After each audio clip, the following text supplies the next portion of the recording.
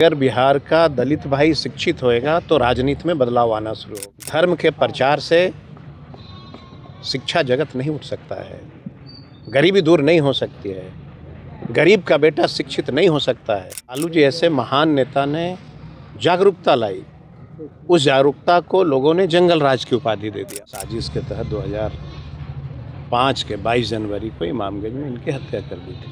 भांति इस बार भी 22 जनवरी को 21वां शहादत दिवस स्वर्गीय डॉक्टर राजेश कुमार पूर्व सांसद का मनाई जा रही है। और चूँकि माननीय स्वर्गीय डॉक्टर राजेश कुमार पूर्व सांसद एक समाजवादी नेता थे और बिहार के और ख़ास करके गया जिला के मगध के सभी जाति धर्मों के बड़ी प्रिय थे। कुछ लोगों ने साजिश के तहत 2005 के 22 जनवरी को इमामगंज में इनकी हत्या कर दी थी। अब चूँकि हर साल जो लोग आते हैं ये एक संदेश देता है कि ये स्वर्गीय राजेश जी का व्यक्तित्व कैसा था। चूँकि अभी बहुत बदलाव आ गए हैं राजनीति में।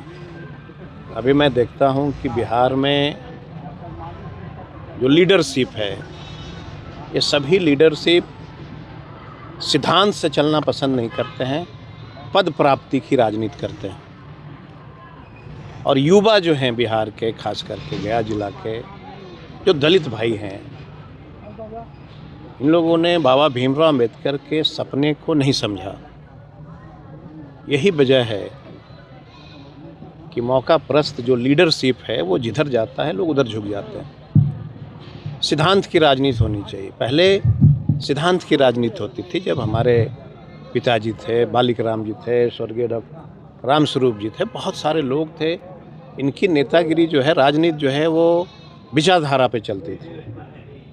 दलितों के बीच एक संदेश दिया जाता था कि हम समाजवादी लोग हैं। उसी विचारधारा को समाजवादी लोग मतलब कि राजनीति में एक दिशा तय होती थी कि हमको हर हालत में शिक्षा की जगत जगानी है, लोगों को जागरूक करना है। लालू जी ऐसे महान नेता ने जागरूकता लाई, उस जागरूकता को लोगों ने जंगल राज की उपाधि दे दिया।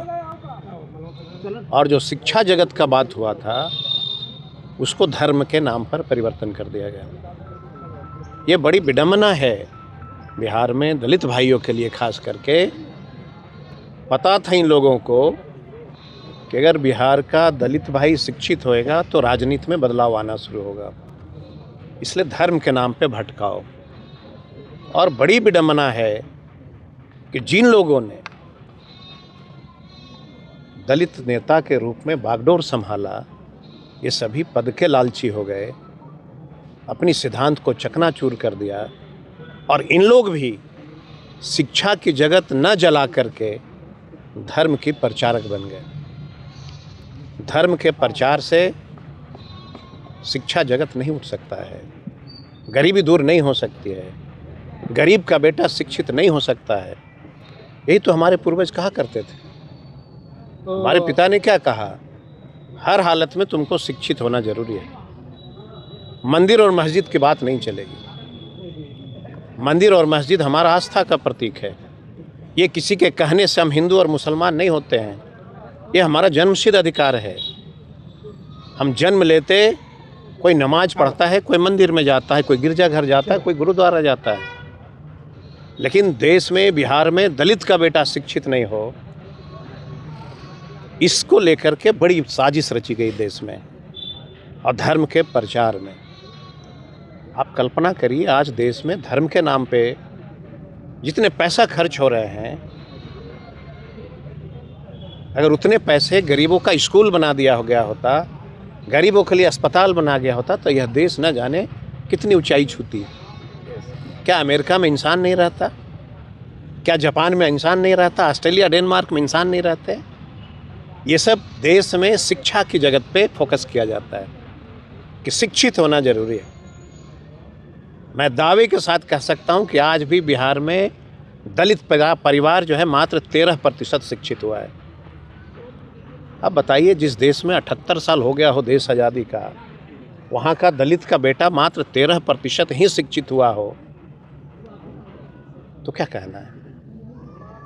इसलिए आज इस शहादत दिवस पे मैं आह्वान करता हूँ लोगों से कि आने वाली पीढ़ी को बचाओ, शिक्षा की जगत जगाओ, अन्यथा पुनः फिर से एक बार 1000 साल पीछे चले जाओगे। ये संदेश था हमारे पूर्वजों का, जो आज के दिन शहादत के रूप में हम लोग मनाते हैं। और पासवान भाइयों को, मुसहर भाइयों को, चौधरी भाइयों को, रविदास भाइयों को, अकलियत के भाइयों को, पिछड़ों को, सबको हम लोग संदेश देते हैं कि शिक्षित बनो। धर्म हमारी आस्था है, उसके चक्कर में नहीं पड़ना चाहिए। मंदिर और मस्जिद तो हमारा जन्मसिद्ध अधिकार है, लेकिन शिक्षा से हमें वंचित नहीं रहने दो। यही हम आज के दिन आप लोगों के माध्यम से आह्वान करते हैं।